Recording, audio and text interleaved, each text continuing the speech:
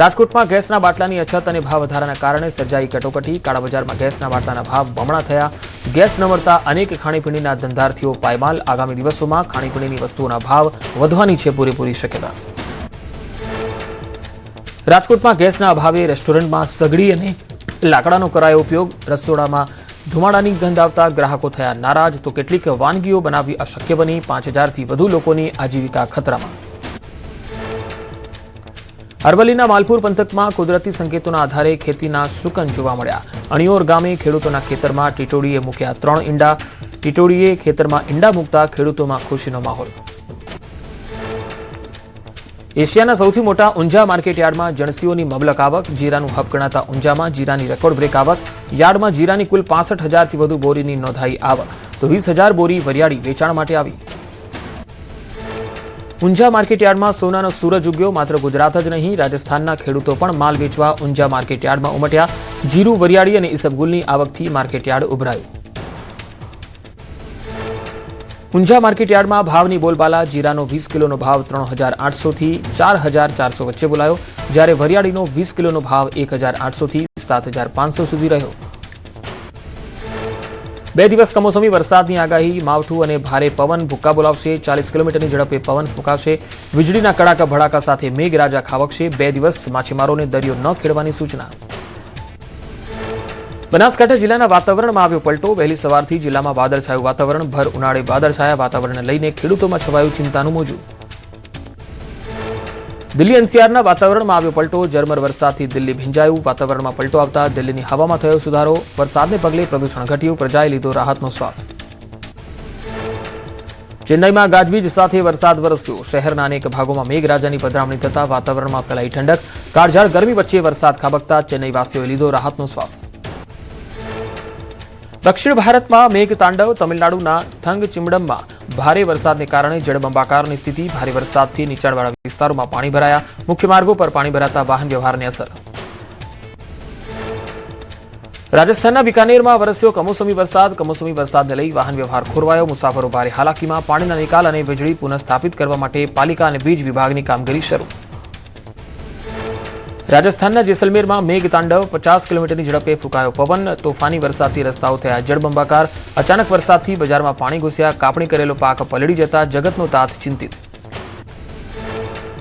કોલકાતામાં વરસાદે ખેલ બગાડ્યો। સતત ઝરમર વરસાદને કારણે અમ્પાયરોએ મેચ પડતી મૂકી। મેચ રદ થતા બંને ટીમોને 1-1 પોઈન્ટ અપાયો। મેચ રોકાઈ ત્યારે પંજાબના બોલર ઝેવિયર બાર્ટલેટે લીધી હતી 2 વિકેટ।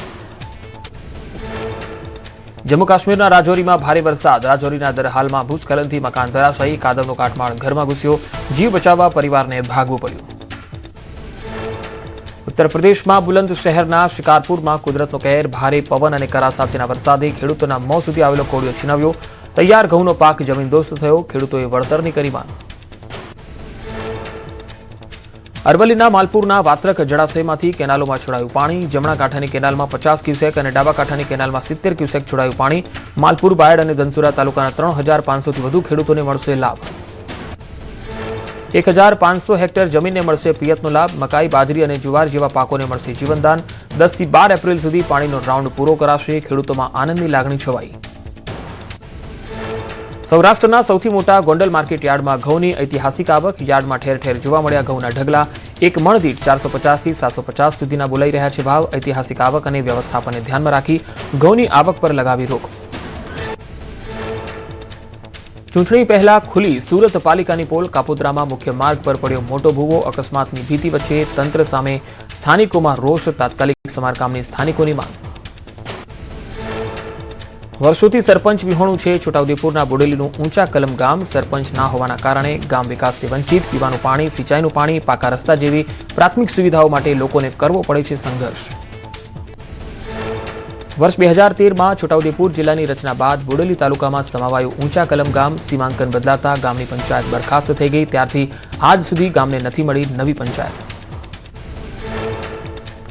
આ ગામમાં વસાવવામાં આવ્યા હતા સરદાર સરોવર ડેમના કારણે વિસ્થાપિત થયેલા લોકોને। અગાઉ લીલાછમ વિસ્તારોમાં રહેતા લોકો મારી રહ્યા છે પાણી માટે વલખા। ગુજરાતના વિસ્થાપિતો માટે નળ સે જળ યોજના હેઠળ બનાવાયેલી પાણીની ટાંકી પણ બની ગઈ જર્જરિત। જૂનાગઢના કડિયાવાડ વિસ્તારમાં વેપારીઓનો વિરોધ, રસ્તાને જર્જરિત ઇમારતોને લઈ મનપા સામે નોંધાવ્યો વિરોધ. વેપારીઓએ રોજગાર ધંધા બંધ રાખીને કર્યા ધરણા. ધારાસભ્ય સંજય કોરડિયાની મધ્યસ્થી બાદ સમેટાયું આંદોલન. ધારાસભ્યએ મહાનગરપાલિકાના અધિકારી અને કોન્ટ્રાક્ટરો વચ્ચેની સાંઠગાંઠના આક્ષેપ. ગણતરીના દિવસોમાં જ રસ્તા અને જર્જરિત ઇમારતોની કામગીરી શરૂ કરવા આપી કડક સૂચના. અધિકારીઓએ ધારાસભ્યને આપેલું વચન પૂરું થશે કે નહીં તે અંગે પણ સવાલ. સુરેન્દ્રનગર જિલ્લાના ખેરાડી ગામના લોકોની ચૂંટણી બહિષ્કારની ચીમકી. કામ નહીં તો વોટ નહીંની ઉચ્ચારી ચીમકી. સુરેન્દ્રનગર પાલિકાને મનપાનો દરજ્જો મળ્યાના 1 વર્ષ બાદ પણ સુવિધામાં વધારો ન થતા રોષ. ખેરાડી, માળોદ, ખમીસાણા, મૂળચંદ અને ચમારજ સહિતના 5 ગામનો મહાનગરપાલિકામાં કરાયો હતો સમાવેશ. 6000થી વધુ વસ્તી ધરાવતા ખેરાડી ગામના લોકો આજે પણ પ્રાથમિક સુવિધાથી વંચિત. નવાપરા, વઢવાણ રોડ સહિતના વિસ્તારના લોકો ગંદકી વચ્ચે રહેવા મજબૂર. ખેરાડી ગામના લોકોએ અનેકવાર રજૂઆત કરી છતાં નથી આવ્યું નિરાકરણ. ચૂંટણી સમયે નેતાઓ મત માંગવા આવી ખોટા વાયદા કરતા હોવાના આરોપ. ગ્રામજનોએ તંત્ર સામે ઠાલવ્યો રોષ. ડાંગ જિલ્લાના કોટમદર ગામમાં ચૂંટણી બહિષ્કારની જાહેરાત. વર્ષોથી રોડ અને ડુબાઉ નાળાનું કામ ન થતા લોકોમાં છવાયો આક્રોશ. રસ્તા અને પાણી સહિતની પ્રાથમિક સુવિધાનો વહેલી તકે ઉકેલ લાવવા ઉઠી માંગ. પાટણના દીગડી ગામે તમાકુના યાર્ડમાં હોબાળો. ખેડૂતોને તમાકુના પોષણક્ષમ ભાવ ન મળતા કરાયો વિરોધ. પ્રતિ ક્વિન્ટલ અંદાજે 1000 થી 1200 રૂપિયા ઓછો ભાવ મળતા નારાજગી. એપીએમસીના ચેરમેને સ્થળ પર પહોંચીને કરી ચર્ચા.